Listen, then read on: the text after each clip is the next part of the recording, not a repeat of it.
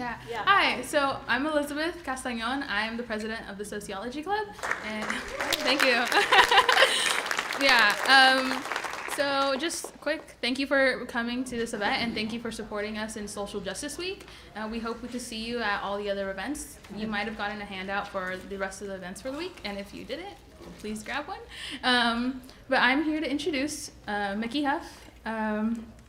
He is the director of Project Censored, and he actually works at the Diablo Valley College, and he's the chair of the Department of History, and he teaches history and social science there. But yeah, he's a pretty cool guy. Please help me introduce him. Welcome him on stage. Thanks, Liz. Thanks, everybody. Thanks so much for being here. I would like to certainly thank Dr. Peter Phillips and the Sociology Department, the Sociology Club, all the people that worked on the Social Justice Week program. So I'd like to give a big round of applause to all the students and everybody that made this together happen. This is a student-run affair, and this is the second year in a row. Last year was a great time, and this year is off to a great start. So we have a fantastic program all week long with many different activist groups and community members. We also have some incredible speakers, including tonight's speaker, of course. On Wednesday, we have Davey D from Hard Knock Radio, KPFA, where, by the way, Peter Phillips and I are in our 5th year on the Project Censored show. So we're on Friday afternoons at 1, and we're on 32 stations from Maui to New York. So we are still uncensoring the news weekly at Pacifica. On Friday, we also have Medea Benjamin. So she'll be here, and Medea is still doing great work. We actually interviewed her, pre-recorded last week. So this Friday on the Project Censored show, we'll have Arnie Gunderson, who's just back from Fukushima, and we'll also have Medea Benjamin. So if you want to tune in Friday, you'll get to hear a little bit about what Medea's been up to, and she'll talk more about that Friday. Thursday afternoon, there's a Project Censored panel, and again, you all probably have these schedules, so check them out, share them, and hopefully we'll see you all throughout the week. This evening's speaker is a best-selling author. He's certainly no stranger to controversy and significant journalism. David Talbot, he is author of the New York Times bestseller Brothers, Hidden History of the Kennedy Years, and the acclaimed national bestseller Season of the Witch.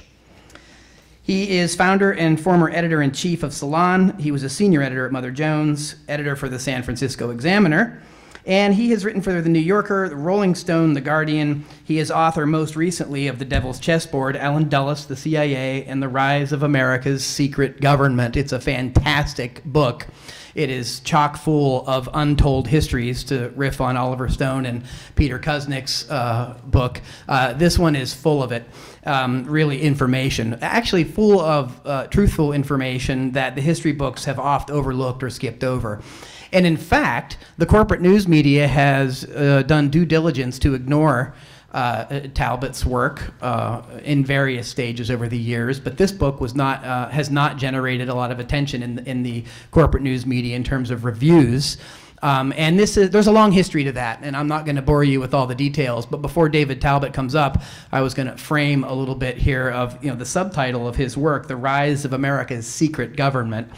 You've heard the term secret government before, whether it was back with Bill Moyers or others in 1987, or more recently with congressional staffer Mike Lofgren, where the term deep state is now coming up, bubbling from the surface. I think Peter Dale Scott is arguably one of the most significant scholars of deep state issues. And that means, sort of like the sub-government, the government behind the government, people that are actually pulling the strings, calling the shots that are not necessarily elected officials. And anytime you have people trying to talk about that system, right? Whether it's CIA, NSA, deep state operators controlling the media through Operation Mockingbird, controlling all types of other events, false flag offense, Gladio events. The first thing that comes out of the establishment's mouth is that you're a conspiracy theorist or you're crazy. And that goes back to the 1960s when the CIA had an internal memo. This was after the Kennedy assassination, and the CIA was trying to keep quiet critics of the Warren Commission, which, of course, was completely erroneous, full of holes. It was a cover-up story. And what the CIA was trying to do was discredit people before they had a chance to get out of the gate. And this memo, you can look it up. I urge you to check it out. Lance DeHaven Smith has a book, Conspiracy Theory in America, part of Mark Crispin Miller series, where he talks about this. It's Memo 1035-960. I urge you to look it up, 1035-960. And what it suggests is that any time that whether it's at the time, whether it's Epstein or Mark Lane or other critics, including Peter Dale Scott, of the Warren Commission report, they kind of start publishing these books, serious scholarly books. The idea was, of course, to try to get the corporate news media to ignore these books. That's the best thing. Let's just pretend that they didn't happen. Right, if the book gets published, right, and no one's there to read it, does it make any big splash or sound in the public? Well, but what happens if it starts to get a little more steam behind it? What happens if it starts to make some ripples? Well, then the CIA memo suggested that if ignoring these works doesn't work out for the best, then you need to attack the people's character, the ad hominem.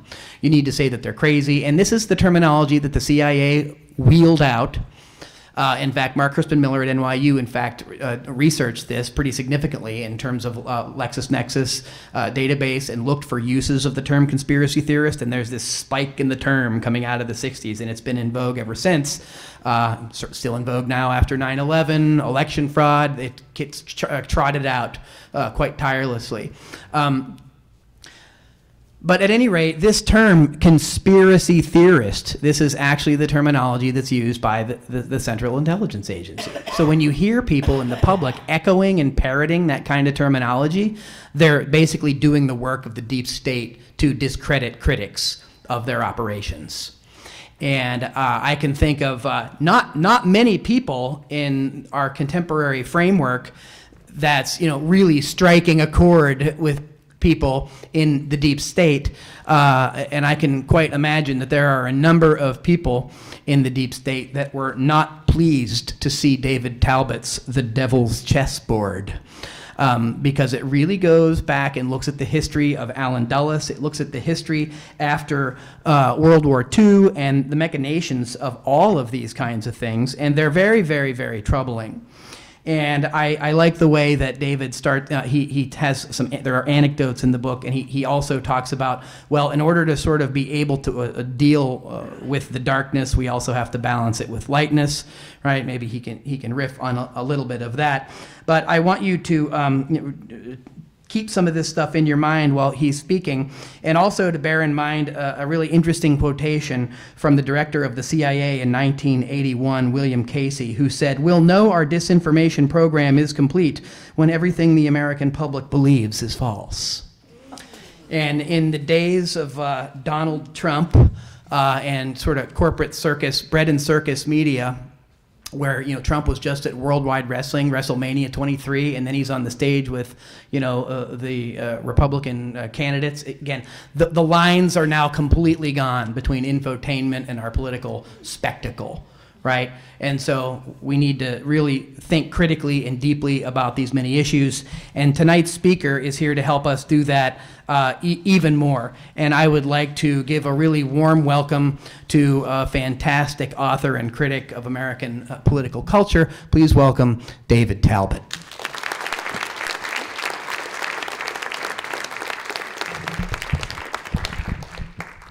Good evening, everybody. And thank you, Mickey. Thank you, Peter.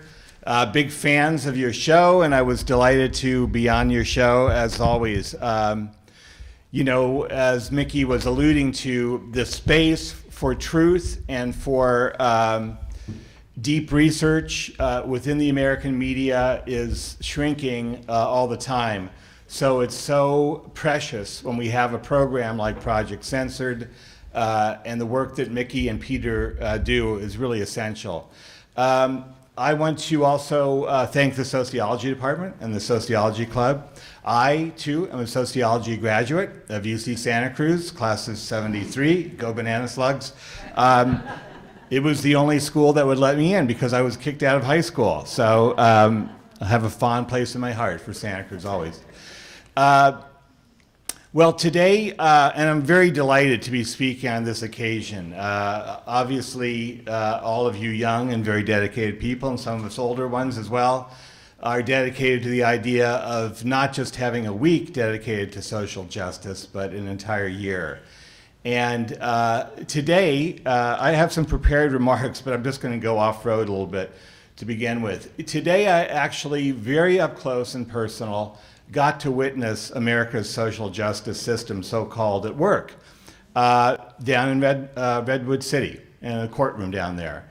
I have a young friend, a very close friend of my family, 21-year-old African-American, who was caught up in the jaws of that system for the first time.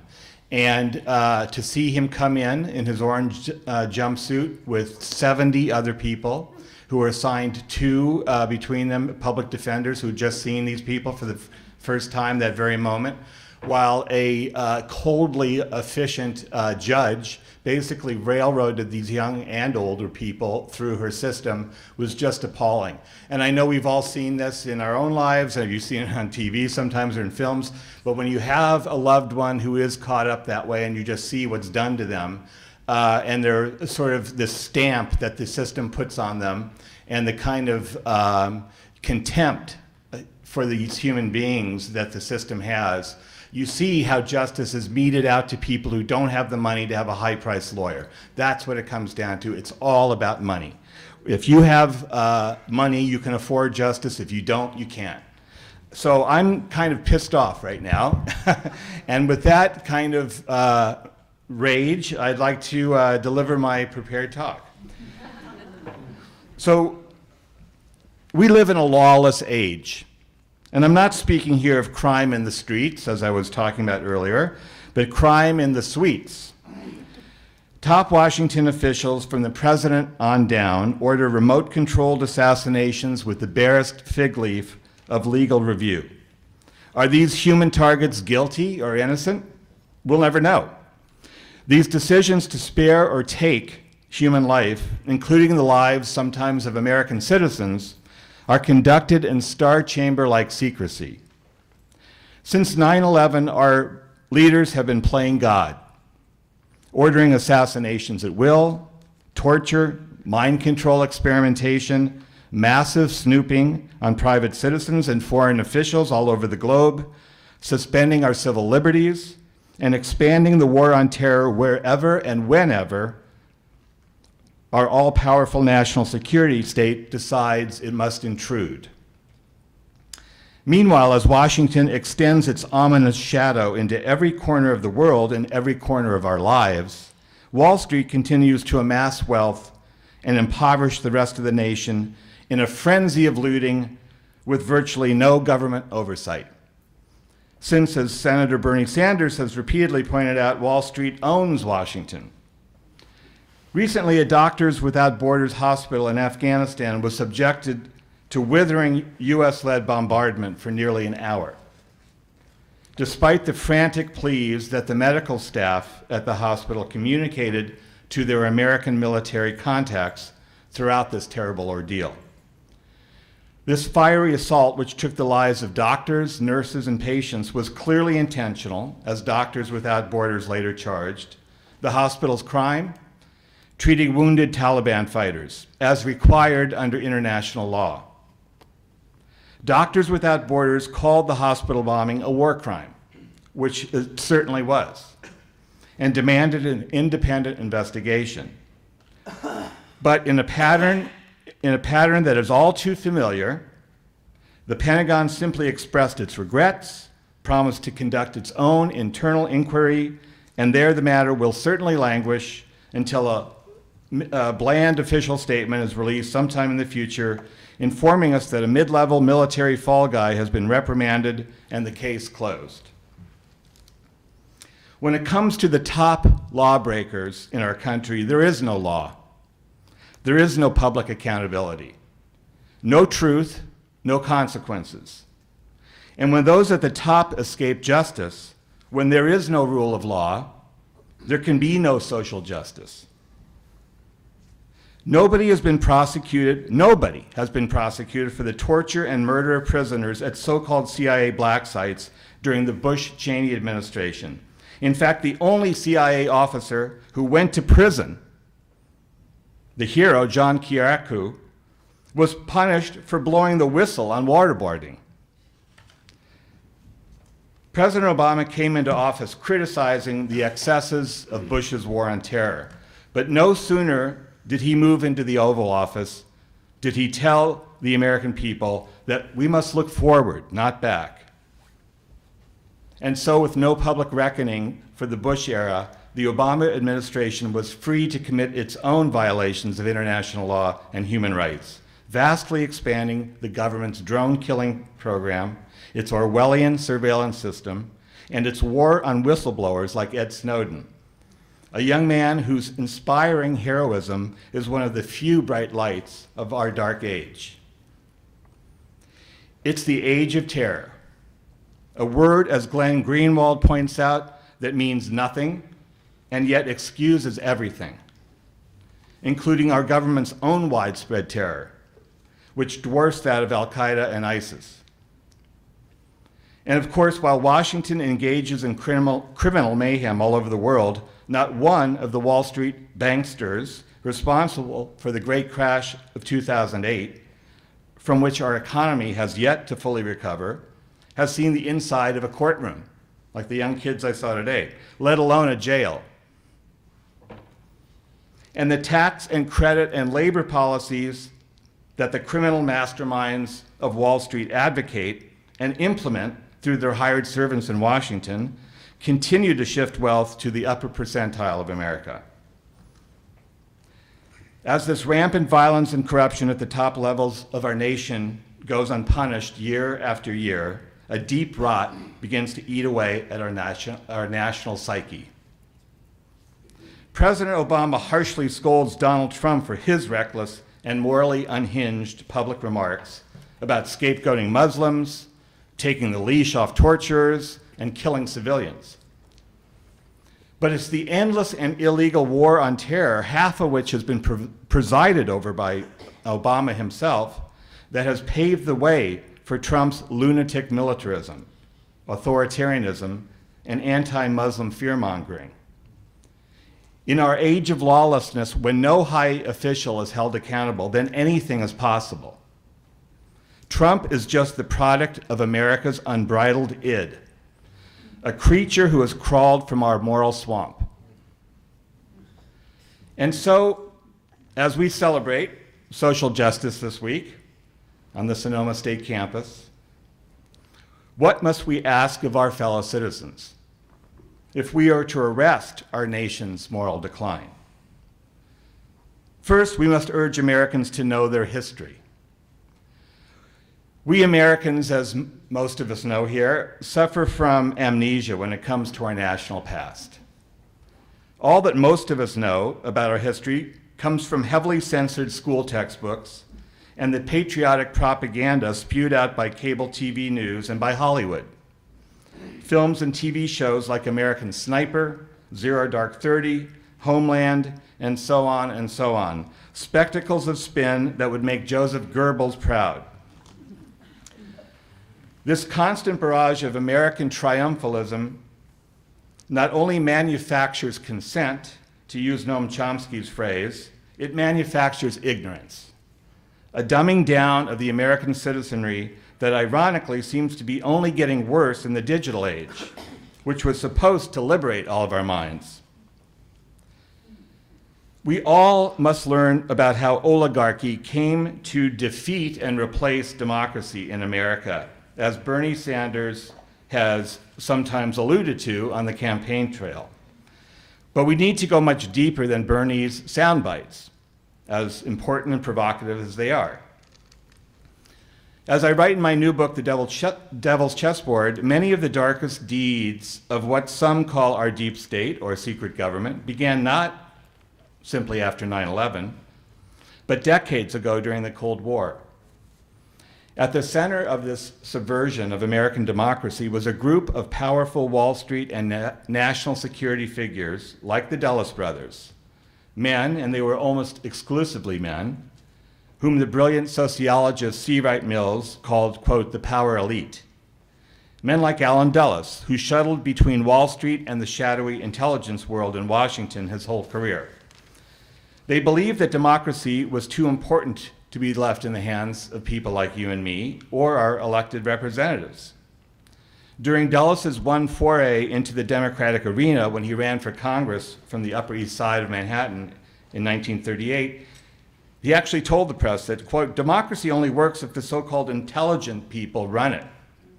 For some reason, the electorate didn't send him to Congress. Of course, the intelligent people that Dulles had in mind were himself, his brother, and law partner, John Foster Dulles, who would rise to become Secretary of State and give his name to Washington's International Airport, and the Dulles brothers' circle of wealthy and powerful business clients and political collaborators. You know, we Americans like to think of ourselves as a classless and democratic society, but of course we're not. We're as dynastic and oligarchic as the Game of Thrones. And our kings and lords are just as brutal when it comes to grabbing power or maintaining their power. During his long reign at the center of America's secret government, those men who continue to wield power in one presidency after the next, no matter who happens to occupy the White House, and often in defiance of the president, Allen Dulles committed every sort of crime to enforce American interests around the world. And of course, by American interests, he really meant the interest of his corporate clients. As the force behind the creation of the CIA and as the agency's longest-serving director, Dulles overthrew democratic governments around the world. He assassinated foreign leaders. He tortured people. He created a massive mind control program codenamed MK Ultra. He opened private citizens' mail. He tapped their phones. In other words, Dick Cheney was only following in the giant steps of men like Allen Dulles. Today, the lobby of the CIA headquarters in Langley, Virginia, is still graced by a bas-relief sculpture of Dulles, a man who looked more like a genial, pipe-smoking British headmaster than the cold-blooded executioner, although that is precisely what he was. His monument is around us, reads the inscription beneath the sculpture.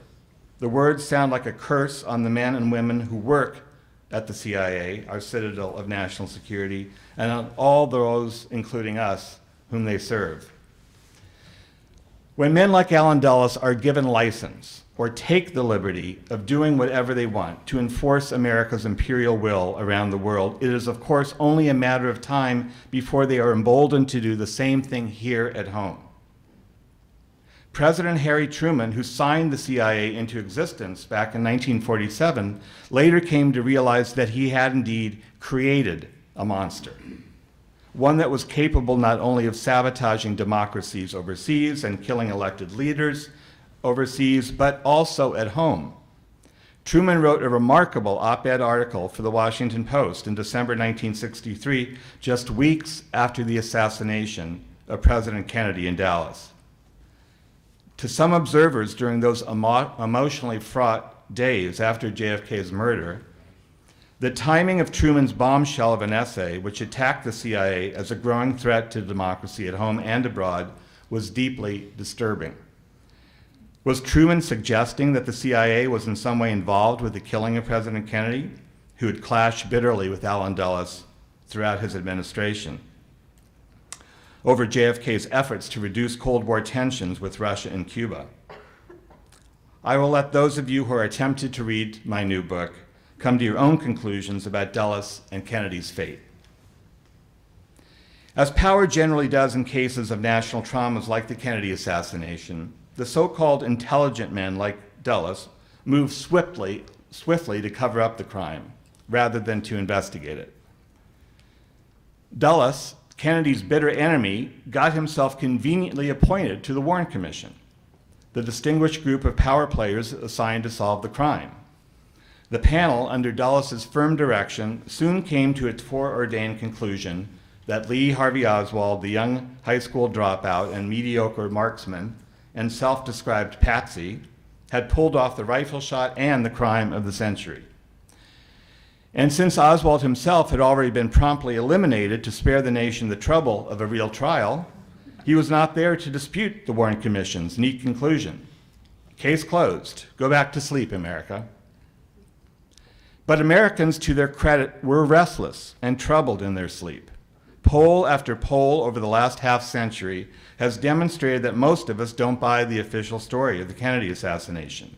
For many people in my generation, this was the beginning of questioning authority, which is to say the stirrings of a democratic consciousness. Today, all of us must continue to encourage, to push for this growing skepticism about power, particularly when it comes to official lies and the cover-up of crimes. And if our leaders refuse to hold those in Washington and Wall Street responsible for their lawbreaking, then we must begin to do it. Next month, my new publishing imprint, which is called Hot Books, will publish a provocative new book called American Nuremberg.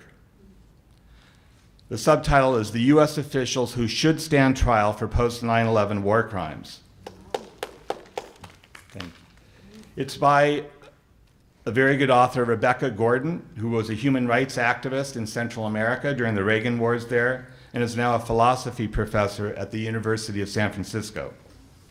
As Gordon acknowledges in her book, given the current political realities, we cannot expect Congress or the courts to hold the men responsible for the vast criminality of the War on Terror, from Presidents Bush and Obama on down.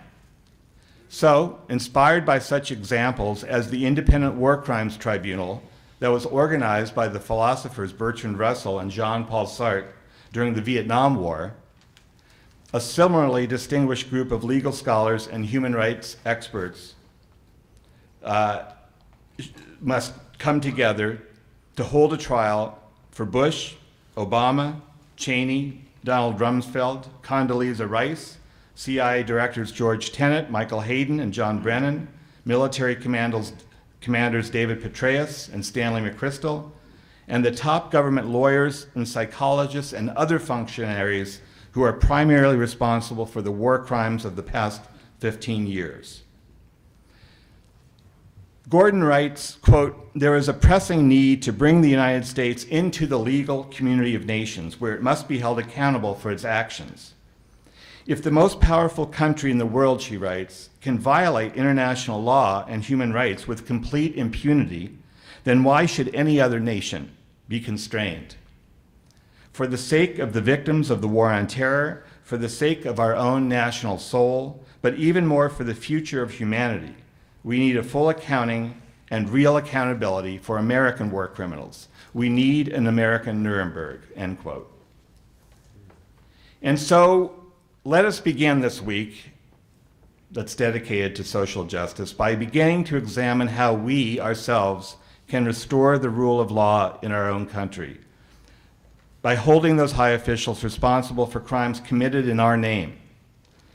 Justice is never perfect, not even at Nuremberg in post-war Germany, which still stands as a shining symbol of international law. Thanks to men like Allen Dulles, many high-ranking Nazis were actually allowed to escape justice. And of course, the Allies did not hold themselves accountable for their own war crimes. The firebombing of Tokyo and Dresden, the atomic bombing of Hiroshima and Nagasaki.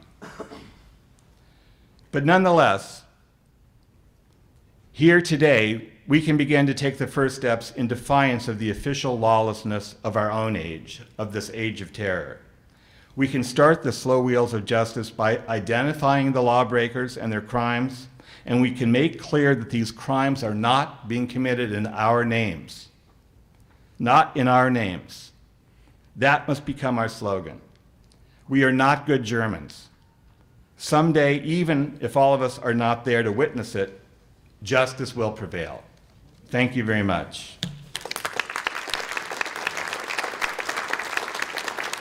You going to take questions? Yeah.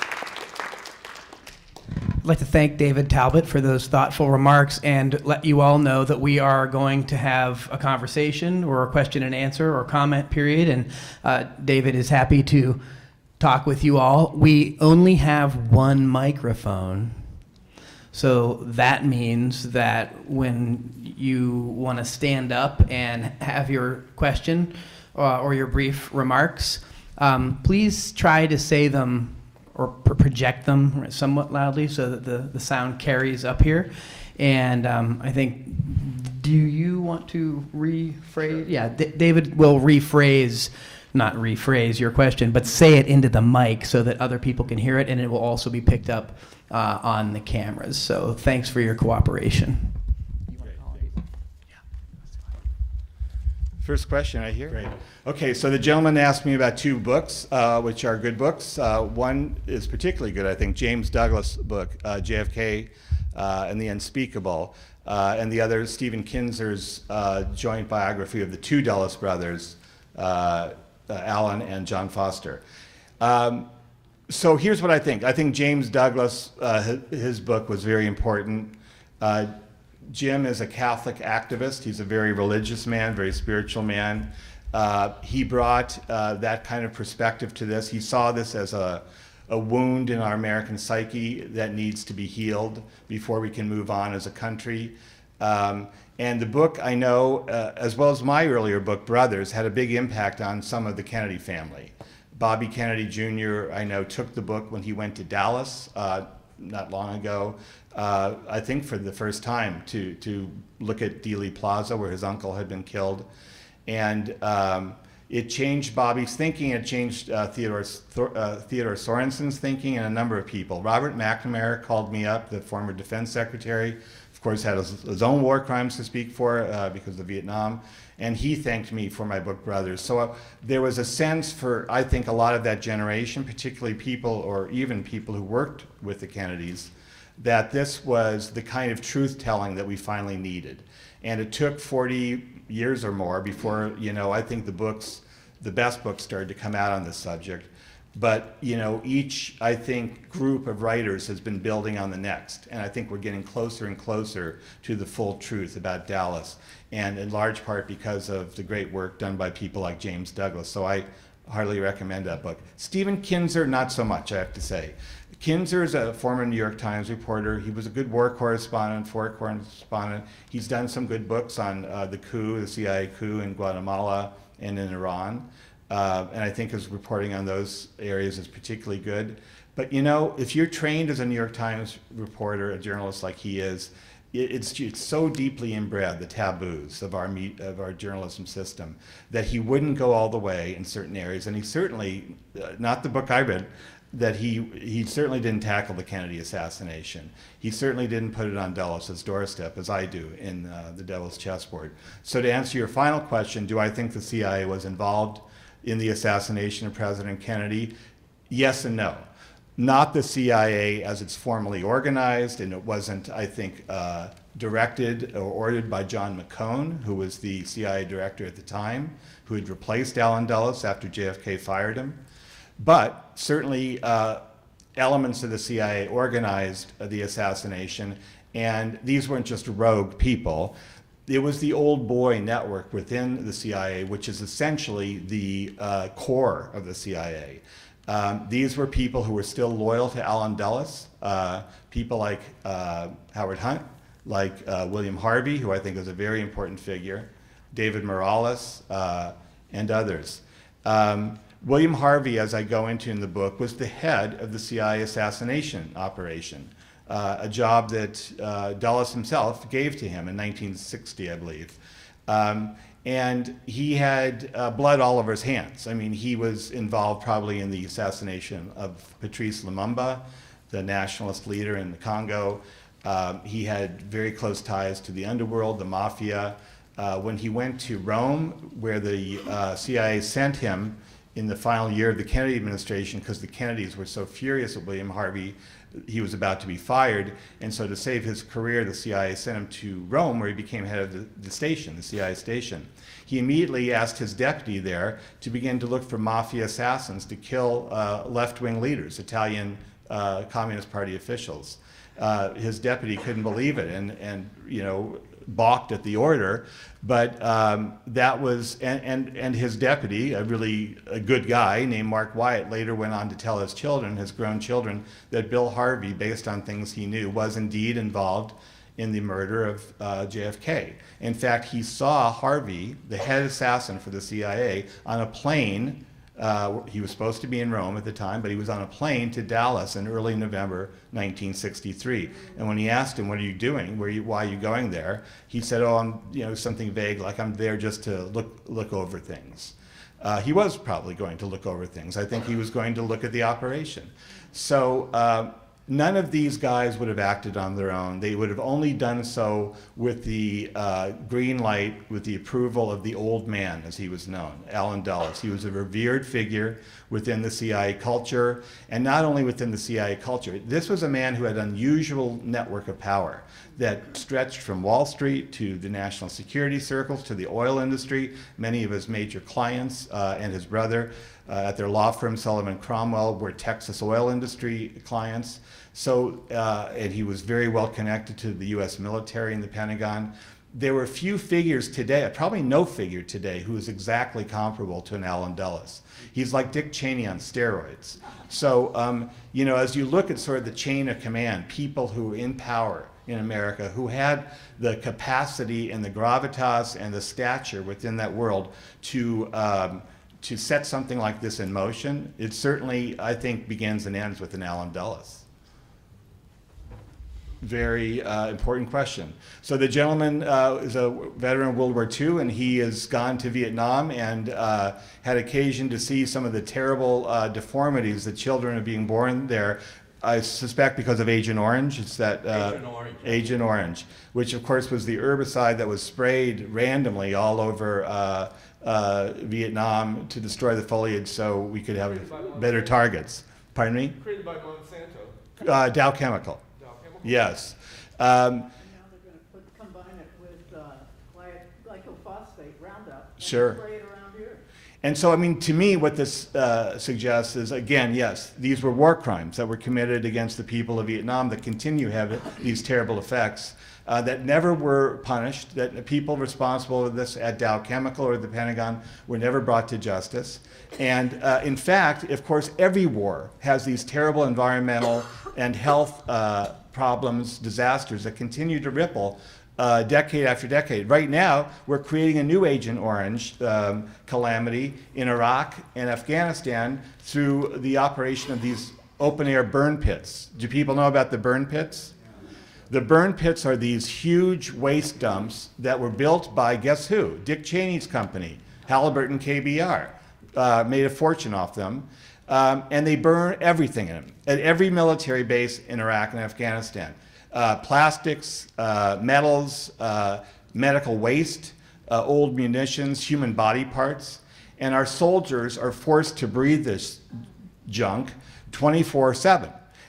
So in some cases, the air is so polluted that the soldiers desperately in their barracks put towels up against the ventilation so the air can't come in. And in the morning, they told this one journalist who has written a book for me, military whistleblower, former Marine and Army veteran named Joe Hickman, that these white towels were black by the morning time when they woke up. Among the victims, we believe, of the burn pits was Beau Biden, Joe Biden's son, who served at two of the worst bases where the worst pollution was, including Balad in Iraq. And he came back home, of course, with a rare brain cancer. There's clusters of rare brain cancers, of terrible respiratory disease. Thousands of soldiers are coming home with this, as well as the people of Iraq and Afghanistan who live downwind from this terrible pollution. So again, every war has these hidden costs that the American people are not told about. And the people who bear the brunt of those costs, of course, are our own soldiers, who we always say we honor their service, but until they come home and we throw them away like waste, and we don't take care of them. And the people, of course, that we devastate in these countries where we go to war. Yes. So again, war crimes. And he's mentioning the napalm and the white phosphorus that was dropped in Vietnam on the population there. And of course, there's a famous photo we all remember of the young girl running down the trail. Well, she was lucky. And her clothes had been burned off. Her skin was, of course, terribly burned. The gentleman. Well, you're right. So the gentleman asked about the military-industrial complex, as Eisenhower, of course, termed it. Just as he was conveniently leaving the White House, having helped build the military-industrial complex to enormous proportions. So I don't think of old Ike as a hero when it comes to that. He sort of turned it over to poor young Jack Kennedy, said, here you go, I built this monster, now you deal with it. But yes, that military-industrial complex now, I think, has gotten so big. In fact, our whole economy is militarized. It's not just a complex anymore. Virtually every sector, I think, of the American economy is touched in some way by this enormous war budget and surveillance budget that we've created, particularly after 9/11. I mean, the number of people who have, security clearances now, the number of agencies, private companies and corporations that we don't even know about. I mean, in the old days, we could say, oh, well, it's the CIA that's in charge of snooping on people. Now it's the CIA, the NSA, the Pentagon has its own operations, the State Department, and then there's the multitude of private corporations, private contractors with whom Washington does business that we've never even heard of.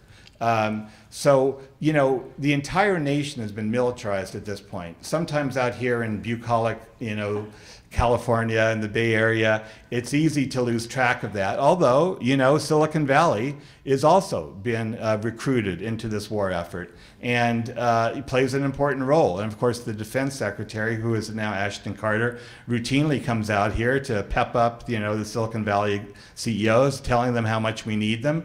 And of course, there's now this huge battle over encryption involving Apple. And the Silicon Valley does have a conscience, or at least some people in Silicon Valley have a conscience when it comes to working for the war state, the surveillance state. And certainly when Ed Snowden stood up to that surveillance state, this young, brilliant engineer who had a brilliant career ahead of him, and threw it all away at the age of, 28 when he did this initially. That is a kind of remarkable heroism that you don't normally see no matter what generation. And it only comes along once in a while. And his greatest fear, of course, Snowden, when he did this, he told the filmmaker Laura Poitras, was that it would be met with a big collective yawn. It wouldn't make any difference. He would destroy his life for nothing. Fortunately, it did have an impact, as we all know. It made the country, at least for a while, begin to reflect on what has been done in our name. And do we want to be living 15 years after 9/11 with this big brother state, this police state, essentially, where many of our liberties have been suspended, and where virtually every part of our life can be inspected by the government? So, Ed Snowden is now hunkered down in Moscow. He's in exile. Julian Assange, another brave whistleblower, is in under house arrest in the Ecuadorian embassy in London. Chelsea Manning, another brave person who said, and this always chokes me up when I read this quote, to this day, this young, soldier, Bradley at the time, now Chelsea, who saw these hideous videos of what we were doing to people on the ground in Iraq, these helicopter gunships blowing these innocent people apart. And he said, I just couldn't keep these things in my head anymore. And that's what it takes for a conscience to work. That's what it takes for a soldier, and there are soldiers sometimes who say to their superior officers, no. And by law, they are required to say no when they're ordered to commit a war crime. And Chelsea Manning did say that. No, I can't live with this. I can't have this in my head. I'm going to tell the world. And as a result, now, of course, she's locked away in federal penitentiary for years. But I bet she doesn't have those images or that guilt locked in her head anymore. Right here. No, I think that's important. Where the old saying, think globally, act locally. Exactly. And sometimes, frankly, working at the national level seems so daunting and so imposing and so impossible, given how rigged the system is. Look at poor Bernie now with the super delegates and all that. I mean, all this energy, the youthful energy that's going into that campaign, and those young people are seeing how American politics really works. But I do still believe, and some people think I'm a little naive for thinking this, but democracy can be made to work at the local and state level to some extent, if you're well organized. And in San Francisco, I'm testing my thesis right now. We're testing it here. Yes, good for you. And I've begun to test it by helping start a group called SF Vision that's fighting against the takeover of the city by the 1%, the tech elite, that is forcing people out of their homes. The evictions are skyrocketing. The homeless problem, as you know, if you've gone down to San Francisco recently, is a national disgrace. And Ed Lee, this mayor who sits in City Hall, has completely sold out the city to Twitter and Airbnb and all the other tech companies that have, taken root in San Francisco.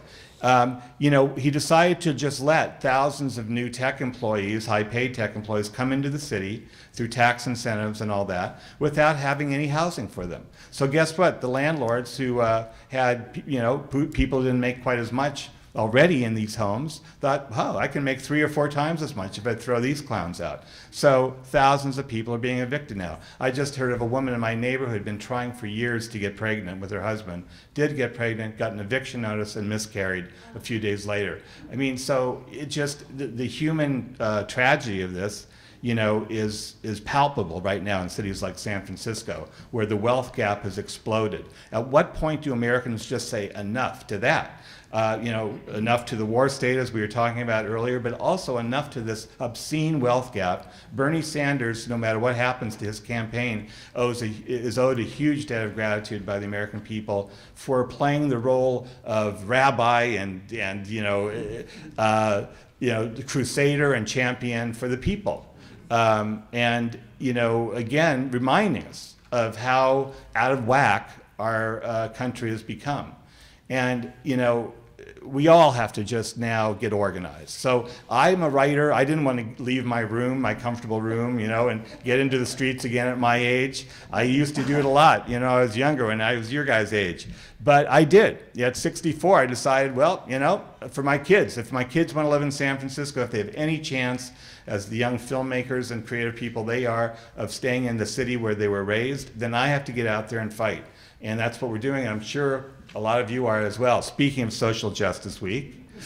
Okay, another one. So we are engaging in a number of races, local races. We helped get Aaron Peskin elected in the North Beach and Chinatown district. District 3 last November. It was a very important race. They being the sort of Donald Trump of San Francisco, this bloated plutocrat, this tech investor named Ron Conway. He's the money behind the throne at City Hall. He threw everything he could into the race against Aaron Peskin, who he knew would be a problem. He's a very progressive guy. He's terrific. It was a hard-fought campaign, but despite being outspent, Aaron won. And that one extra person on the Board of Supervisors in San Francisco has made a world of difference because we now have a one-vote majority, a progressive majority. And in terms of fighting evictions and fighting against some of the these big tech companies, it's made a huge difference. Now, unfortunately, we have 5 other races that we have to focus on in November. So it's a district-by-district battle. It's a guerrilla war to take back our own city. And we've sort of picked the people that we're going to throw our support to. We're out there, campaigning with them. We just threw a big party at a bar in the Haight for another candidate from the Haight and the Fillmore, a guy named Dean Preston, he's a tenants' rights lawyer who's been fighting his whole life in Sacramento and San Francisco for renters who've been, thrown out of their homes. So, I'm determined to do everything I can. And, because as Bobby Kennedy said at the end of his life, when he was interviewed by a PBS station, he was in the middle of his presidential race, like Bernie right now. He was tired. He never, I think, got over emotionally the death of his brother. He looked 15 years older than he really was. His face was sunburned and kind of ravaged. People clawed at him and scratched him because all these crowds, because they were so desperate to be saved by another Kennedy. We were in the middle of this terrible war in Vietnam that kept dragging on and on. The cities were on fire. The racial tensions were terrible. And so all the hopes of people were being invested in this one poor guy, you know. And so he was interviewed, and I always remember this. I saw a film of it later. And the guy said, so why do you keep doing this, what you do? Your brother's been killed, you know, you have so many reasons to give up. And he said, he waited, he paused a moment, he said, well, what other choice do we have, you know? And that's, I guess, the way I feel at this point. I know I've been kind of negative today. Maybe it's because I've been so angry down the courtroom seeing how people get processed in America if they don't have money. But, you know, at the end of the day, what choice do we have? We have to fight back. Right here. So, okay, this is a very important question, and the woman is asking about election fraud and how widespread it is today, and she thinks that the Clinton operation has been guilty of it against Bernie, and even more terrifying, she's based on a comment she heard the writer Greg Palast make recently, who's done a lot of great investigative work on election fraud. He thinks that the fix is in for Trump in November, which is truly terrifying. Well, look, I don't agree, I don't think at this point, that the fix is in quite for Trump. I think the American establishment is so fractured over the Trump question. He is in the process, as you know today, of trying to build now a Republican consensus around him. And he was in Washington, because he's has shrewd rat-like cunning, and he knows that it was time for him to go to Washington to do some fence mending with some of the people who are afraid of him, because he is a loose cannon. And the Republican elites, as we see with, you know, Mitt Romney and all the others running around desperately trying to head him off, you know, there's a lot of powerful sort of elites in the country who are still not there yet with Trump. So, and Hillary Clinton, look, I mean, Hillary Clinton would deliver all the things that we're talking about for the elites. There will be continued war in the Middle East. There will be a continued massive surveillance state. There will be continued Wall Street fraud and looting. And she's not going to really do a whole lot, really, to restrain that. She's going to talk a pretty good game to try and bring Bernie's people into the campaign and get young people to vote and all that. But, you know, so I don't think they're so frightened of her, the elites. In fact, you know, many elites are with her and think she's their best opportunity. So I wouldn't say at this point Trump is a sure bet. But you know what? Here's what I'm afraid of. Trump is a wild card, and if there is some kind of wild card event, like another terror attack, something like Paris in the United States, then all bets are off. I mean, he's done such a great job of whipping people's fears and hysteria up, particularly around Muslims, that all hell could break loose if there is another major terror attack like that. And, you know, I've done so much research, and I'm sure many of you have too, into the national security state. And it's not out of the question to me that there's an element within the national security state that does want a Donald Trump to be elected. And it wants the police state to finally be completed, that we're on the way towards. And certainly Donald Trump would consolidate that police state. And, you know, then we're talking about a whole different game. I mean, I know there's really, you know, I don't like to get too paranoid. I've been on the left my whole life, and the left can tend to get that way, and it's not useful. But this is probably the first time in my life when I've begun to use words like fascism. And because that's what it feels like at these rallies. I have reporters there who are telling me what it's like. There's a young reporter I have now writing one of these hot books for me, and he says, you know, he's a big, tough guy, but he says it's truly frightening, you know. And what you have is this sense of desperation among working and unemployed people in this country. They've been so fucked over, so exploited for so long, so taken advantage of by the Republican Party and the Democratic Party, that they're desperate enough to put their hopes in a complete charlatan like this billionaire bully. You know, as if this guy who's lived his whole life in a billionaire bubble, can understand anything about their lives, or gives a damn about them. I mean, I've heard stories from other reporters about his personal life and what a pig he is. He's a pig to his servants, and they are servants to him, who work for him, you know, the gardeners and so on. He's the women who service him. You know, the guy is a pig, and he would be a pig to the American people, too. Right here. It's a good question. The gentleman asked about the relationship between the head of the FBI, famous power figure in Washington for many years, J. Edgar Hoover, and Allen Dulles at the CIA. Big rivalry between those two. And I think Hoover knew who was higher on the chain of command. So you have the CIA, in class terms, Ivy League bred, white shoe lawyers, the American elite. You have the FBI, sort of working class guys, former cops, some of them, Catholic, educated, and not as slick. And as ruthless, I think, not as slick or ruthless as the CIA types. And when the two agencies would come into conflict, really when push comes to shove, in the cases I saw, the major cases, Hoover would back down.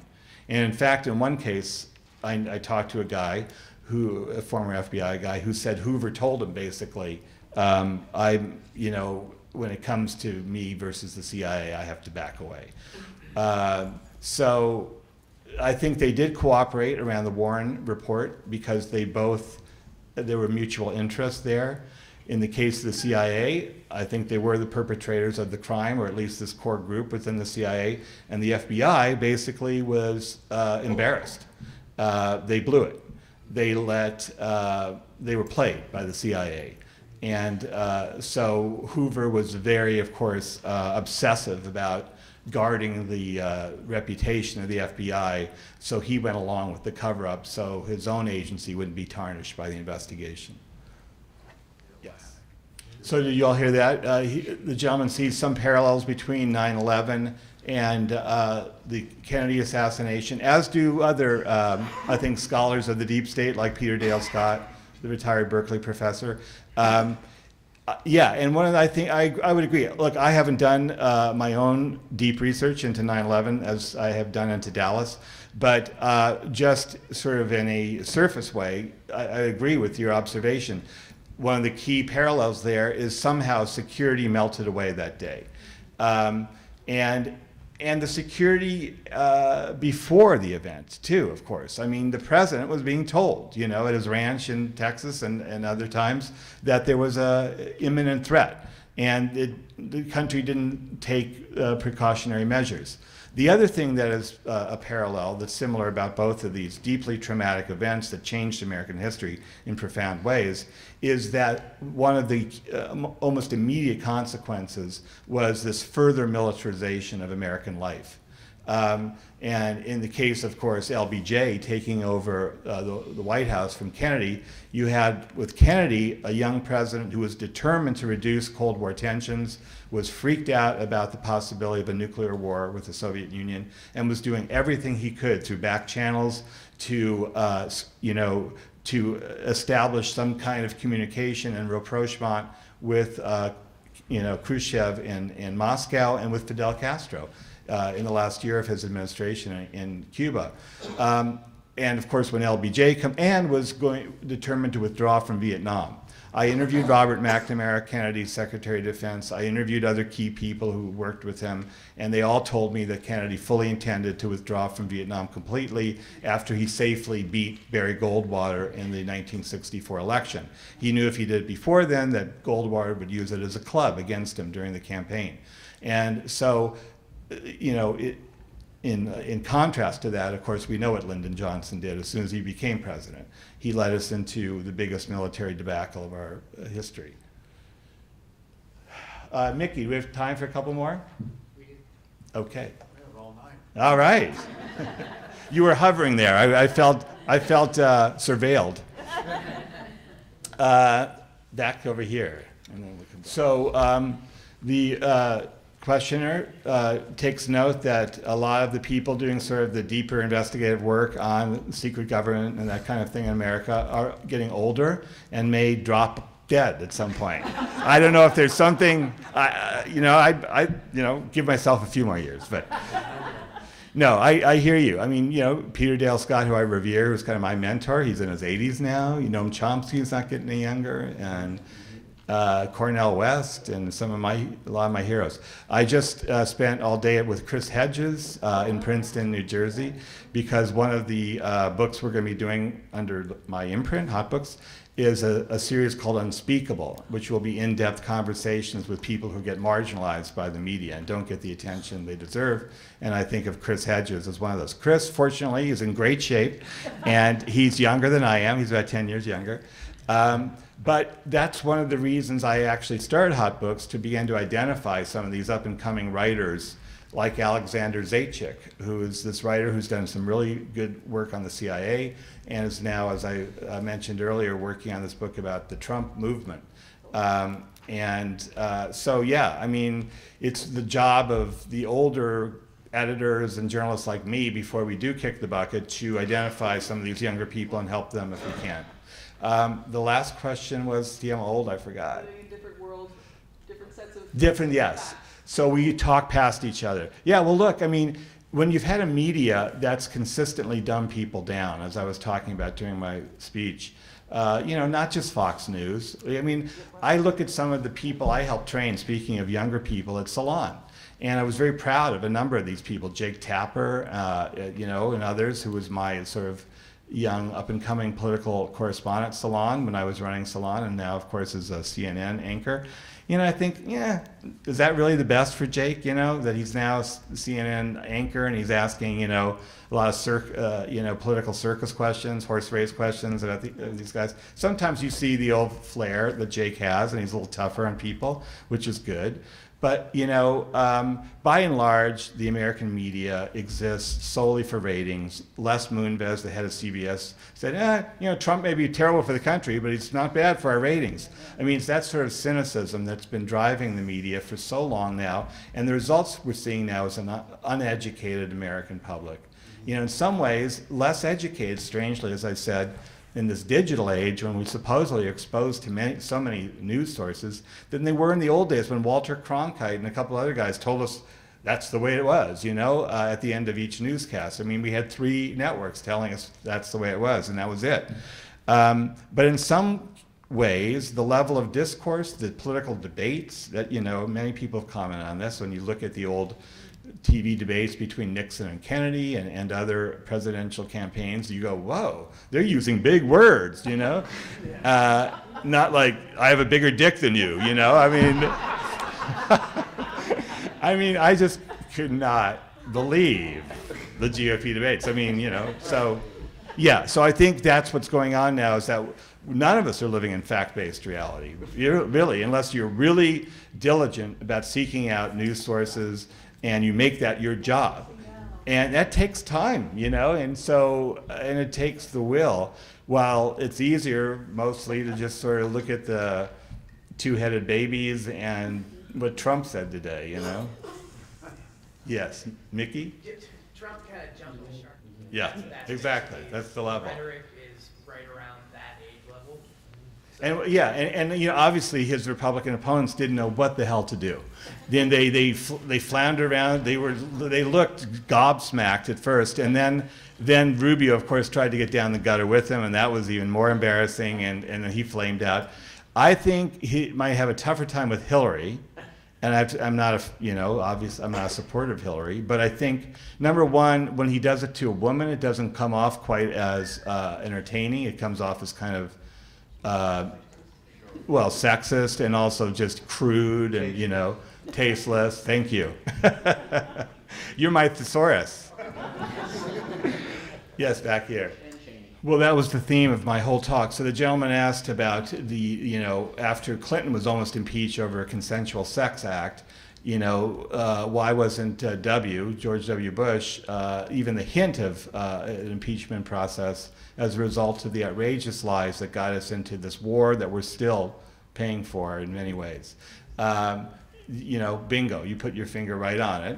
And of course, that's my whole speech tonight was about accountability, or the lack of it. How there is no justice at the top, so there can be no justice anywhere in our society.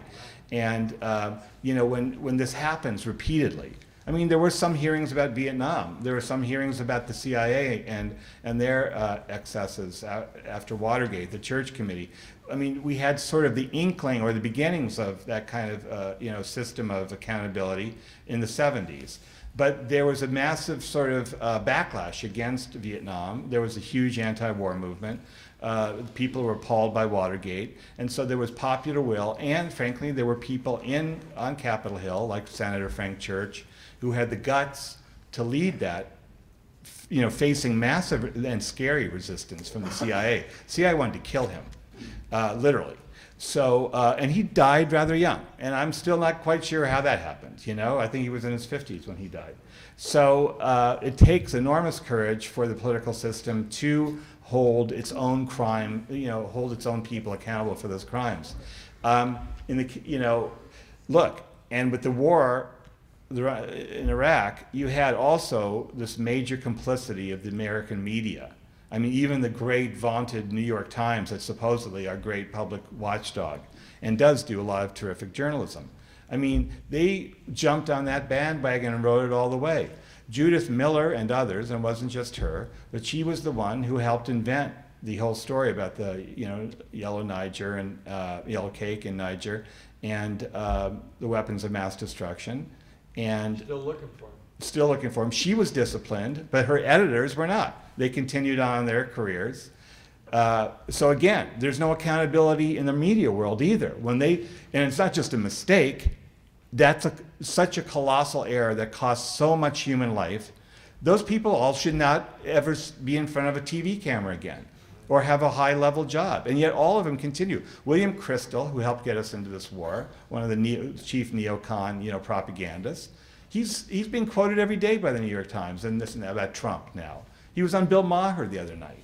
Again, I mean, there's certain people who are so disgraced because of what they did in their profession, whether they were in intelligence or in the White House or whether in the media, that got us into this horrible moral, debacle, that they should never again be allowed to practice their profession. That's my feeling. But yet they do. David Brooks, Yes. too. David Brooks as well. Yeah, David Brooks, many New York Times people, and Washington Post. The Washington Post was also disgraceful in, cheerleading for the war, the run-up to the war. And there's never any public reckoning afterwards saying, there was a little like, oh, whoops, we were wrong about the WMD, and that was it. It was buried inside on page 11 in the New York Times. Yes. Comment in America. Well, they twist it so you're impugning the bravery and the integrity of our troops. Right. You saw this with Vietnam. So, anti-war people, you're spitting on the soldiers. Right. I guess that happened. I was in the anti-war movement during Vietnam. I worked with a lot of veterans. We loved it when the veterans came and worked with us. We welcomed them. So I didn't see that. And I think it's the same today. The people who really honor the troops are the peace movement. And the people who fight for veterans' benefits, like Bernie Sanders, and not these Tea Party creeps who talk about honoring our troops and never vote for any of the health and welfare votes that come up for troops in Congress. But just So, okay, he asked about Bobby Kennedy and what I think basically happened there, and was there any parallel between the plot of the Manchurian Candidate, where someone is programmed, hypnotized to kill, and what happened with Bobby? Yes and yes. So here's what I think happened, and I've done a fair amount of research into Bobby Kennedy's murder, and unfortunately it hasn't attracted nearly the kind of firepower of investigation that the other assassinations have, like his brother. But here's what happened, and I got this from interviewing people who I think, in one case, has important new information to shed on this.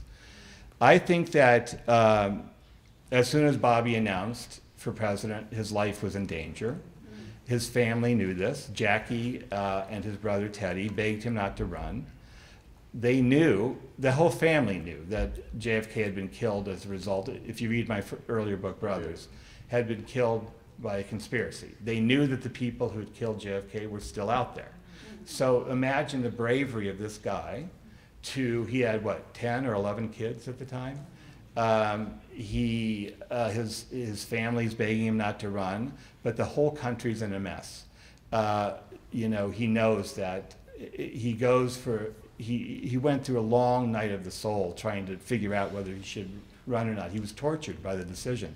And he went at one point to, one of the old sort of journalists in Washington and asked him, whose name I'm forgetting now.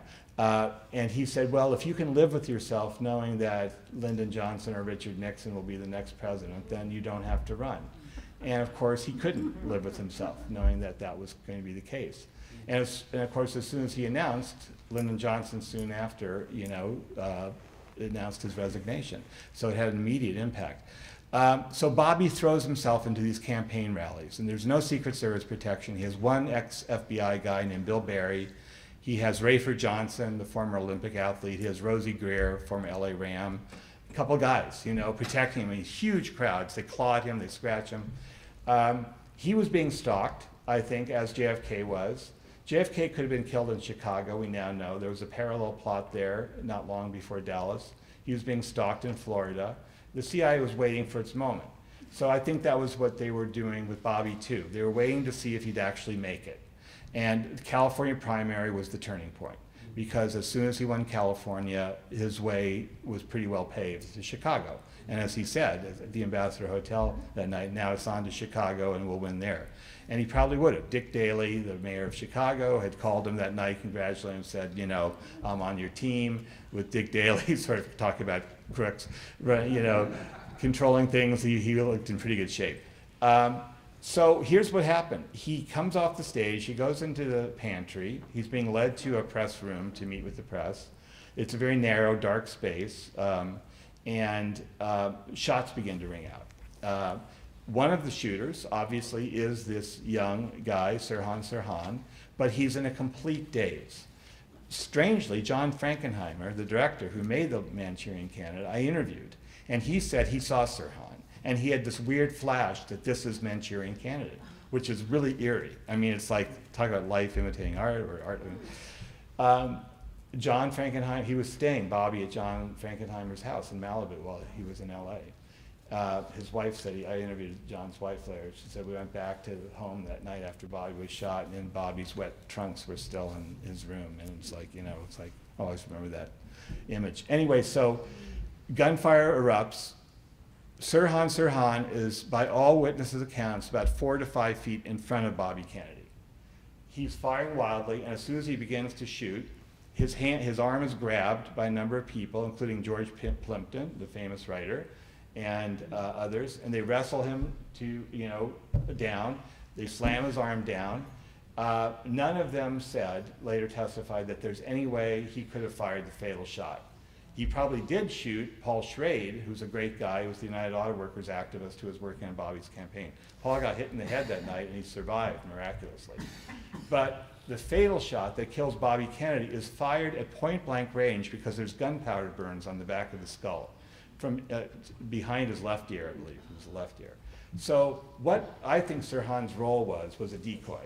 He was programmed to basically get all the attention, focus all the attention, begin firing, while a professional killer behind Bobby delivered the fatal shot.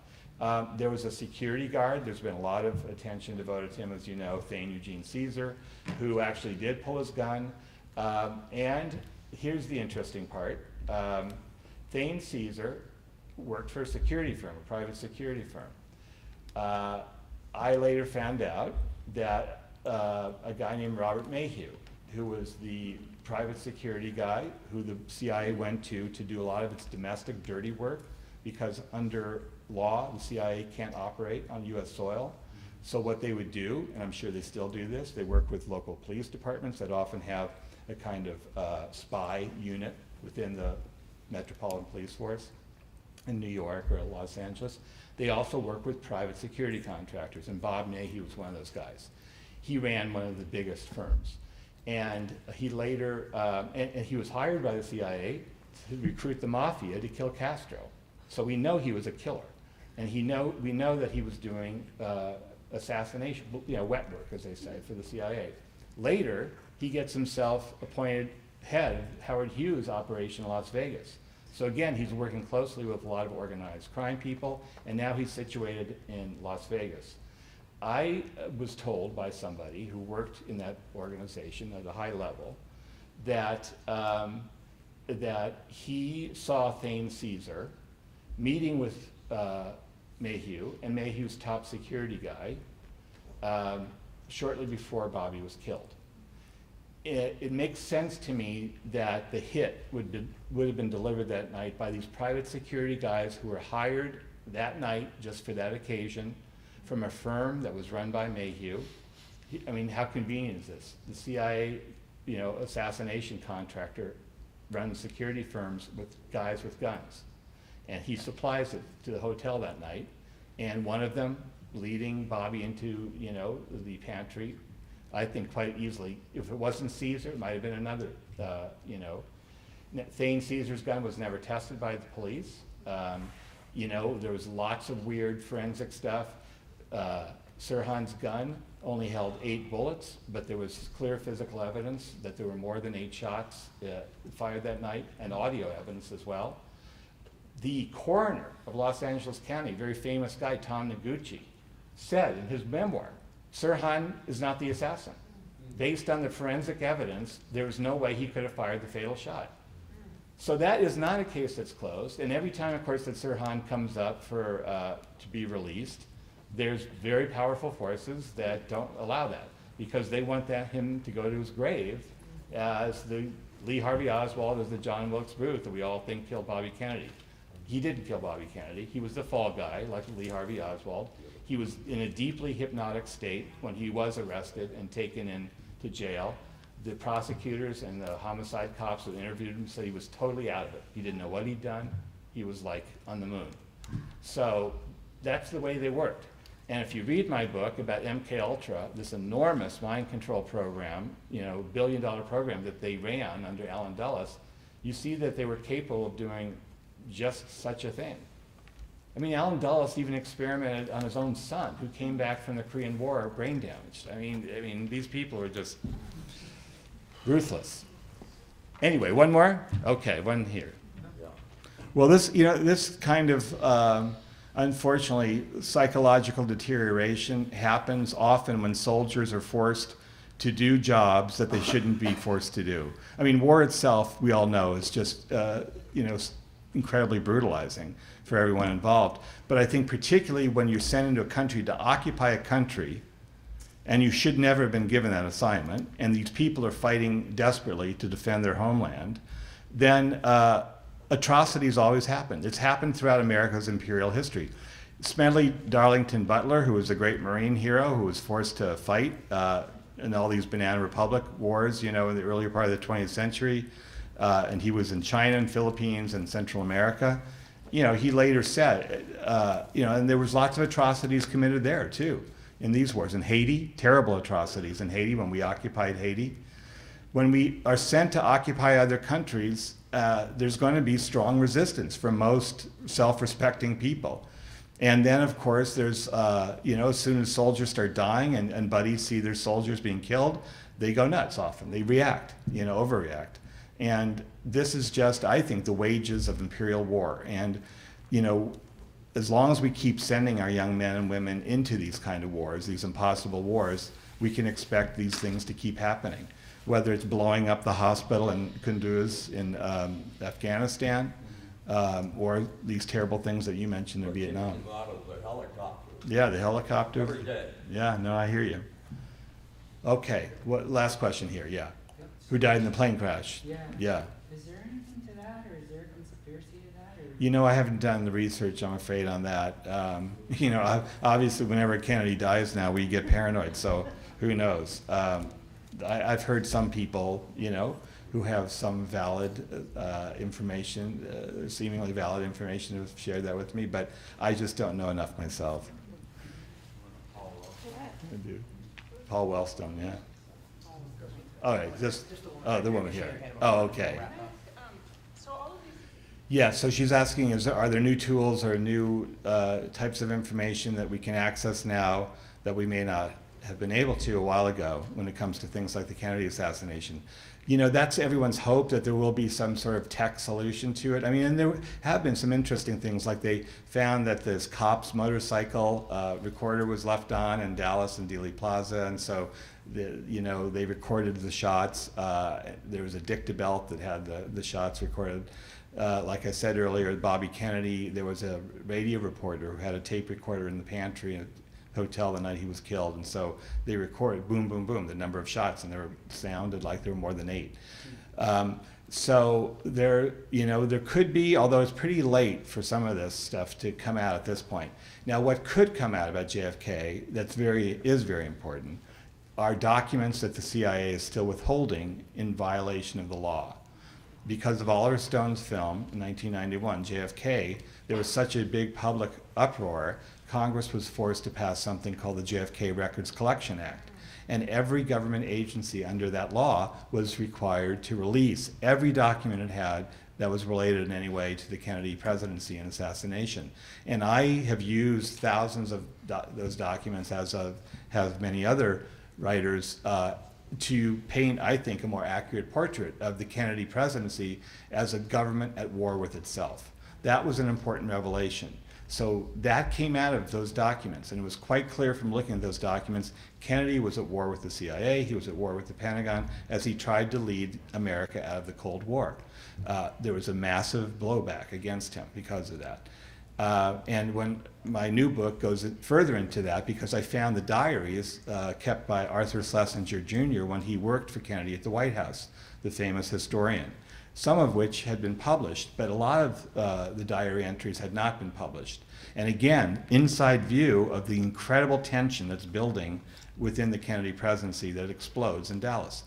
Schlesinger, before he died, told me we, meaning the White House, didn't control the CIA, and we didn't control the Pentagon, which is a pretty heavy thing to say in a democracy. But in any case, there's over 1,100 documents, important documents, apparently, that the CIA, in violation of that law, are still holding on to.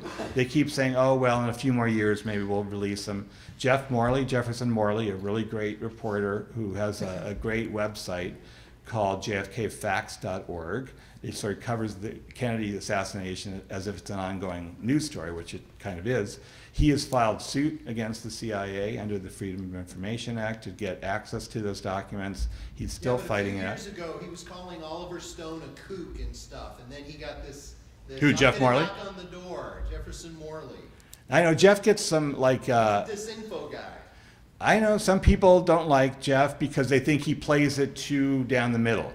And look, I'm frustrated with Jeff too. I think he should go further. I think he knows enough to go further. But I think he plays a game because he lives in Washington that he wants to keep his lines of communication open to everyone.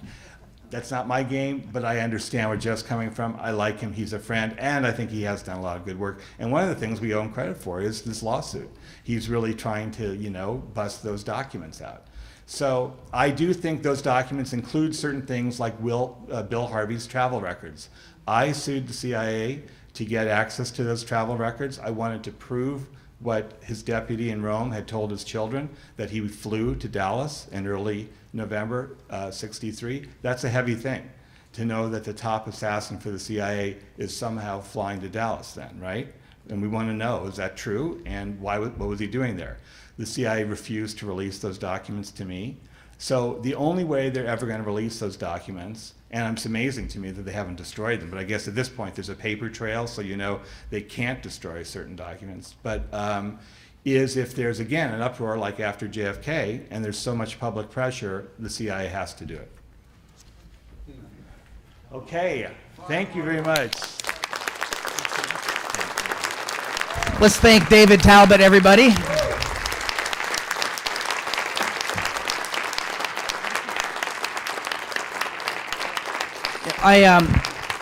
Very quickly, concluding remarks, and I want Liz to come up here from the Sociology Club and say a couple of words, but I was reminded of a really great quote that I've used several times over the years and was thinking about it repeatedly when David Talbot was speaking. It's a quote from Indian poet Rabindranath Tagore. Some of you may remember it from the 1920s.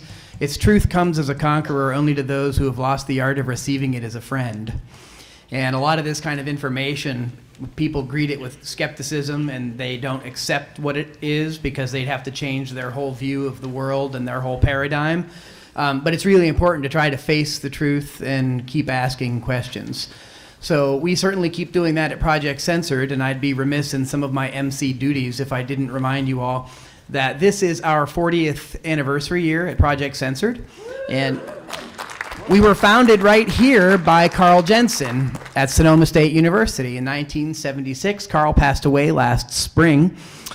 Peter Phillips, who's in the back there, ran the project until about 5 odd years ago when I took over with Andy Lee Roth. And of course, Peter still does a lot of great work with us.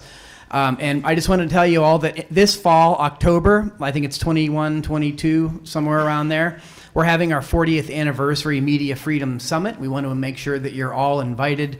Pay attention to the projectcensored.org website, and you can find out a lot more information about that. The summit will be here at Sonoma State University. So pay attention, and we hope to see you all for the celebration this fall.